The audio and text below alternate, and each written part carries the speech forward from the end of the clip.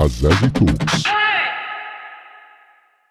How can you see the future of L&D? What do you think about the debates now about it's called performance management at the moment, and it's all about performance, not learning and development. It's only a small part about the whole process itself. So I think, first of all, that performance consulting will play an enormous part in this. Performance consulting is seeking to understand what is going on and what needs to go on in the context of what it is that people are primarily in organizations to do.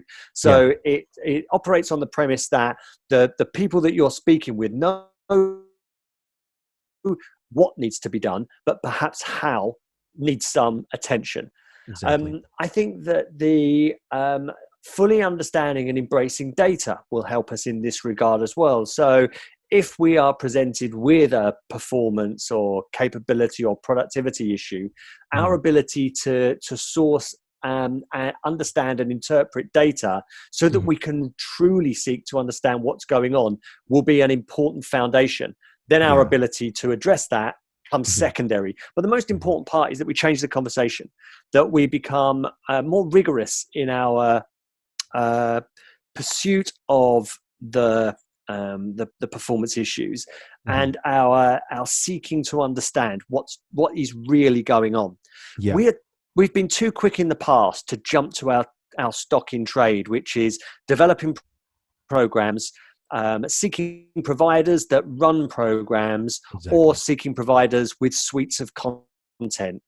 I go back to it again. How simplistic, overly simplistic, is that entire approach? Now, I hear a lot that learning and development has limited resources, and you and I know at times of financial hardship, then budgets are shrunk even further and resources are limited. So in a lot of cases, you've got very small teams looking after very large organizations, but no one's ever stopped to think, well, that's because you've never demonstrated any value. All you can show me is how many hours you've taken people away from the work, and you haven't shown me whether there was any value at all. So I'm going to keep on taking resources away. And then we're told, you can only run so many programs, you can only manage so much administration. Again, if that's what you've reduced the profession down to, then you can find yourself no longer in the organization at all. But we have to reevaluate our value in organizations, and I think that is a really important part. We need to expect more from ourselves. We need to expect more that we can actually address what the organization requires us for. And when we hear anything with regarding to productivity issues, performance gaps, capability gaps, or skills gaps, we need to step up. And we need to put our tools down, step away from our limited tool bag, and start having the conversations that matter. Yes, story of my life. Yeah.